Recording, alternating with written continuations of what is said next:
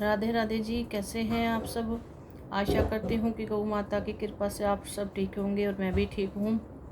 आज की वीडियो हमारी 4 मंथ के लिए। इससे पहले भी हमने कई वीडियो बनाई हैं। पहले महीने से स्टार्टिंग किया था, जो प्रेग्नेंट महिलाएं होती हैं, बहनें होती हैं, उनके लिए कि क्या क्या सावधानी बरतनी चाहिए और कैसे कैसे अपने आप को ठीक रखना चाहिए। तो आज हमारी पहुँची है वीडियो 4 मंथ पे।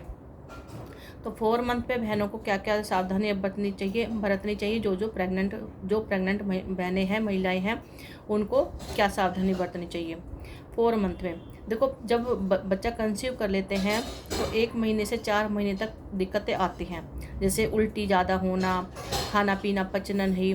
तो उसमें हमें घबराना नहीं चाहिए, बहनों को घबराना नहीं चाहिए कि हमें तो उल्टियाँ ही हो रही हैं, हमें खाना पच नहीं रहा है, दिक्कतें हो रही हैं। नहीं, तो अपने आप को आपको पॉजिटिव रखना है। जो भी आपको खाना अच्छा लग रहा है, खाने का मन हो रहा है, तो थोड़ा थोड़ा आप उसमें खाते रहिए। और उल्टी होती है तो होने दीजिए। लेकिन कुछ बहनों को बहुत ज़्यादा उल्टियाँ हो जाती है बच्चों की, तो वो बहुत ज़्यादा परेशान हो जाते हैं। तो इसमें क्या होता है कि जब पहले आपको बच्चा कंसीव करने से पहले, बेबी प्लानिंग करने से पहले, आपको अपने आप को प्रिपेयर करना चाहिए था। उसमें क्या होता है, जैसे कई बार मान लो किसी को कोई परेशानी है, शुगर है, बीपी है, थायराइड है, ऐसी कई दिक्कतें मान लो किसी के है, तो पहले आप उसको ठीक कीजिए। जब आपका वो नॉर्मल हो जाए तो फिर आप बच्चा अपना प्लानिंग कर सकते हैं।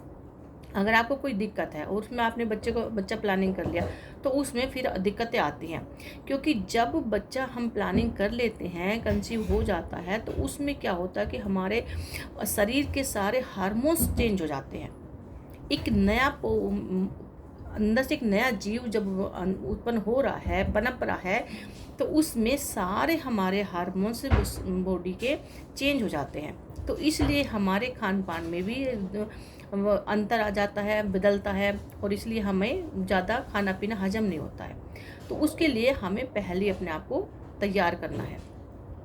तो उसमें जैसे कोई भी दिक्कत है तो उस पहले परेशानी को अपने को दूर कीजिए। शरीर में कोई भी परेशानी है तो जब आप चौथे महीने की प्रेगनेंसी पे पहुंच गए हैं, तो उसमें धीरे धीरे बदलाव आ जाता है। पहले आपको खाना नहीं पच रहा था, अब धीरे धीरे चौथे महीने में पचने लग जाएगा। आप अपना खाना खाने लग जाएंगे धीरे धीरे। घबराना नहीं है। घर में कोई बुजुर्ग है तो उससे पूछ लीजिए कि हमें ये दिक्कत आ रही है तो हमें क्या करना चाहिए, हमारा ये खाने का मन है तो आप हमें ये बना दीजिए। और बस इतना ज़रूर ध्यान रखें आप कि आप बाहर से खाना ना मंगवा के खाएं, क्योंकि बाहर का खाना पैकेट में जो होता है या खुला भी होता है, तो वो ये नहीं पता होता वो कब का बना हुआ रखा है। आप उसको लाएंगे, गर्म करेंगे, खाएंगे, तो वो आपकी सेहत को भी नुकसान करेगा और आपके बच्चे को भी नुकसान करेगा। तो आपको बाहर का खाना अवॉइड करना पड़ेगा। बाहर का खाना कम खाना है। और घबराना नहीं है कि मुझे ये दिक्कत हो रही है, वो दिक्कत हो रही है। नहीं, ये होता ही है ऐसा।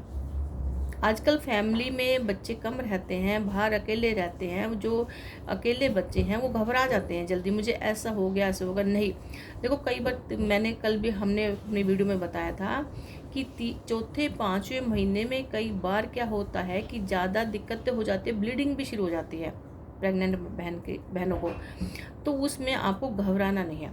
आप अपने किसी अच्छे डॉक्टर से दिखा सकते हैं, और स्टार्टिंग से ही आपको किसी अच्छे डॉक्टर से ही अपना चेकअप करवाना चाहिए टाइम टाइम से। लेकिन ज़्यादा डॉक्टर के चक्कर में भी नहीं पड़ना है। कुछ घरेलू नुस्खे भी ऐसे हैं जो आप अपने आप को ठीक रख सकते हैं। और जैसा कि हमने कल भी बताया था, मेरा ज़्यादा फोकस गौ माता के दूध के ऊपर है। जब आप गौ माता के दूध को अपने भोजन में ऐड कर लेंगे तो आपकी बहुत सारी पेट की दिक्कतें ख़त्म हो जाएंगी। जैसे मान लो हमें खाना पीना हजम कम हो रहा है, तो जब आप गौ माता की दूध की दही लेंगे, लस्सी लेंगे, तो उससे भी कई चीज़ें आपके पेट की ठीक हो जाएंगी।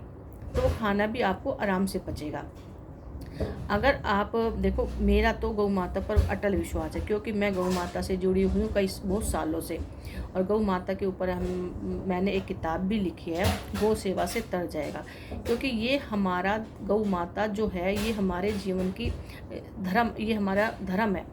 तो धर्म क्या है, जो हम कर्म करते हैं वो धर्म है, धर्म ही हमारा फल होता है। तो गौ माता से जब हम जुड़ जाते हैं तो वो भी एक माँ है, तो वो माँ अपने बच्चों का ध्यान रखती है। तो अभी तो ये हमारी ये वीडियो लंबी हो जाएगी, तो इसके ऊपर मैं आपको फिर बाद में अच्छी तरह से डिटेल में बताऊंगी कि मैं बार बार गौ माता का दूध दही आपको लेने के लिए खाने के लिए क्यों कहती हूँ। इसकी वीडियो हम आपको बाद में पूरी डिटेल से बताएंगे। काफ़ी टाइम से हम गौ माता से जुड़े हुए हैं, बहुत अच्छे अच्छे पॉजिटिव रिजल्ट हमने बहनों को दिए हैं और बहनें बहुत इनसे खुश भी हुई हैं। तो बार बार हमारे से गौ माता के बारे में पूछती रहती हैं। तो हम भी आपको जब आप 9th महीने पूरे हो जाएंगे 9, तो फिर लास्ट में हम आपको डिटेल से गौ माता के बारे में बताएंगे। तो आज की हमारी वीडियो 4 मंथ के लिए हुई थी। तो आप अपना ध्यान रखना और इसी के साथ आप सबको राधे राधे।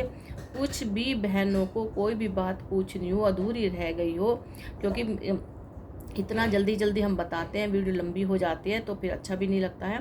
तो कुछ भी आपको कोई भी बात पूछनी हो तो कमेंट्स करके पूछ सकते हैं। वीडियो को लाइक कर देना, सब्सक्राइब कर देना, और क्योंकि अगली वीडियो आपको 9 महीने तक मिलती रहे। तो इसी के साथ आप सबको राधे राधे।